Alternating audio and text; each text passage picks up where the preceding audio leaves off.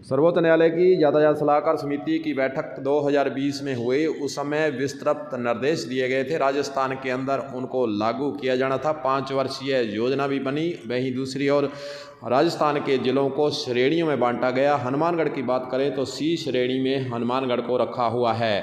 वहीं इस ज़िले के अंदर यातायात पुलिस कर्मियों की संख्या को बढ़ाना और साधन उपलब्ध कराना, वाहन उपलब्ध कराना, ये सारी बातें उस योजना के अंदर रखी गई। लेकिन कहीं ना कहीं अभी तक साधनों की कमी हनुमानगढ़ ज़िले के अंदर चल रही है। इसी की कड़ी में जिला यातायात सलाहकार समिति की बैठक जिला मुख्यालय पर होती है। आज यह बैठक अतिरिक्त जिला कलेक्टर हनुमानगढ़ की अध्यक्षता में हुई है। इस बैठक के अंदर जो हनुमानगढ़ ज़िले के अंदर यातायात व्यवस्था में सुधार करना है, कमियां हैं और जो सुझाव है उन पर चिंतन किया जाता है। उसके बाद उस पर निर्णय किए जाते हैं। आज की बैठक के अंदर क्या चिंतन किया गया है, क्या सुझाव आए हैं, इसके संबंध में आपको सुनाते हैं कि पीडब्ल्यूडी के एक्सन अनिल अग्रवाल का इस बैठक के बारे में क्या कहना है, सुनिए। आज ये सड़क सुरक्षा समिति जो हनुमानगढ़ ज़िले की है उसकी मासिक बैठक होती है। इसमें जो सड़क पर जो सड़क सुरक्षा से संबंधित जो भी विषय हैं उन पर विस्तृत चर्चा हुई है। और सड़कों पर नियमित जो सार संभाल है, दुर्घटनाग्रस्त जो ब्लैक स्पॉट चिन्हित हैं उनके ऊपर कार्य करने के लिए और जो आपसी सुझाव जो प्राप्त हुए हैं उसके ऊपर सभी विभागों को निर्देश दिए गए हैं और इसके अनुसार ही अगली कार्रवाई। स्पीड का ये था कि अभी हनुमानगढ़ के अंदर दोनों फाटकों पर जो काम चल रहा है उसकी वजह से जो बसें हैं वो ये कलेक्ट्रेट के सामने से और अंदर की सड़कों से जा रही है और काफ़ी स्पीड से जा रही है। तो इसमें इश्यू ये आया था कि पर्टिकुलरली जो ये आपके लोक परिवहन की बसें हैं इनकी टाइमिंग का शेड्यूल जो है वो आरटीओ के यहाँ से जारी होता है। तो ये जो टाइमिंग है गंगानगर से हनुमानगढ़ वाली बसों की ये शायद 1 घंटे की दी हुई है, जो कि जिसके कारण से बस वाले जल्दी करते हैं और ओवर स्पीड में चलते हैं। तो इसके लिए एक प्रस्ताव भिजवाने के लिए सहमति बनी है। आरटीओ साहब को इसको रिव्यू करने के लिए एक प्रस्ताव भिजवाया गया। यातायात व्यवस्था के अंदर जो हनुमानगढ़ जिला मुख्यालय, इसकी बात हम कर लेते हैं। यहाँ पर क्या क्या सुधार होने चाहिए। स्पीड ब्रेकर नॉर्म्स के अनुसार बने हुए नहीं हैं। वहीं दूसरी ओर वीडियो के अंदर जो आवारा और दुधारू पशु सड़कों पर विचरण कर रहे हैं, इस मुद्दे पर इस बैठक के अंदर कोई चर्चा नहीं होती है, कोई सुझाव नहीं देता है, कोई इसको रोकने के लिए अधिकारी इस ओर कोई भी ध्यान नहीं दे रहा है।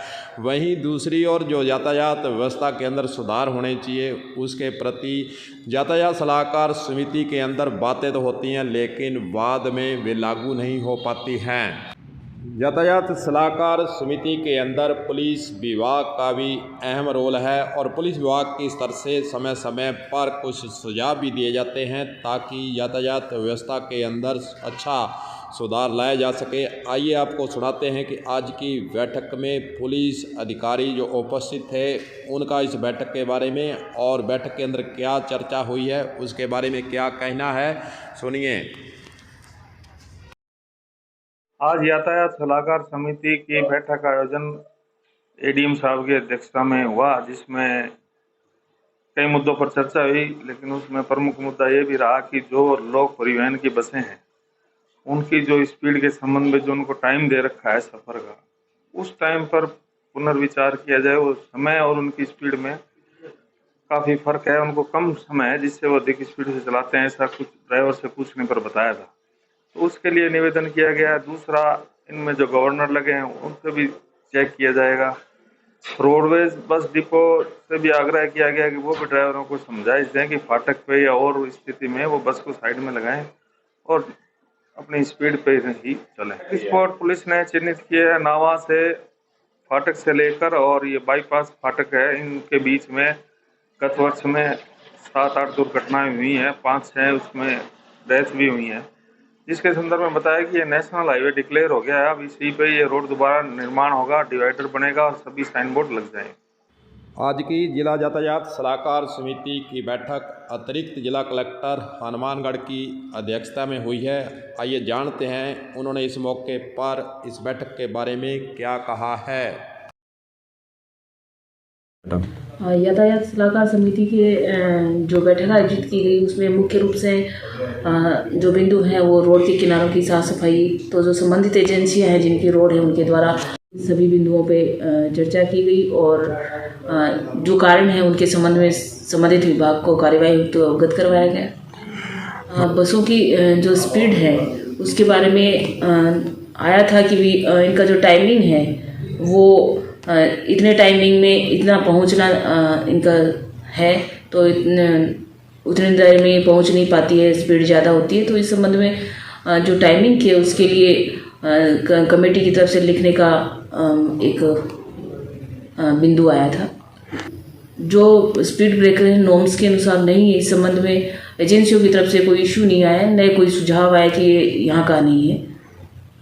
अतिरिक्त जिला कलेक्टर का कहना है कि शहर के अंदर बने हुए स्पीड ब्रेकरों के बारे में इस बैठक के अंदर कोई सुझाव या चर्चा नहीं हुई है। वहीं दूसरी ओर अगर देखा जाए तो जिला यातायात सलाहकार समिति के जो अधिकारी हैं उनको कम से कम जिला मुख्यालय पर स्वयं सड़कों का दौरा कर इस बात को जानने का प्रयास कर लेना चाहिए कि क्या सड़कों पर कहां कहां खड्डे हैं और कहां स्पीड ब्रेकर होने चाहिए, कहां गलत बने हुए हैं। वहीं दूसरी ओर आवारा पशु कहां कहां घूम रहे हैं और यातायात नियमों की पालना कितनी हो रही है, इसका निरीक्षण समय समय से करने की आवश्यकता है, ताकि आपको यानी अधिकारियों को धरातल का पता लग सके कि आखिरकार यातायात सलाहकार समिति के अंदर जो मुद्दे आते हैं उसकी पालना हुई कि नहीं हुई और सुधार की कहाँ गुंजाइश है। इन सारी बातों का अगर मौका मुआयना यातायात सलाहकार समिति करे तो तस्वीर सामने आ सकती है। वहीं दूसरी ओर अगर वीडियो के अंदर हम स्पीड ब्रेकर और आवारा पशु दुधारू पशुओं की जिक्र इसलिए कर रहे हैं क्योंकि आवारा पशुओं से दुर्घटनाएं हो रही हैं। जो सड़कों पर खड्डे हैं, स्पीड ब्रेकर अनियंत्रित बने हुए हैं, बिना अनुमति बने हुए हैं, उनसे लोगों के जो है पीठ पर दर्द होने की घटनाएं बढ़ती जा रही हैं, दुर्घटनाएं भी होती हैं। इसलिए हम इन सारी बातों का जिक्र कर रहे हैं। अब देखना चाहिए कि अधिकारियों के स्तर से कोई सुधार होता है या नहीं और यातायात सलाहकार समिति में आए सुझाव पर कितना काम हो पाता है। कलम न्यूज़ के लिए गुरदेव सिंह सैनी की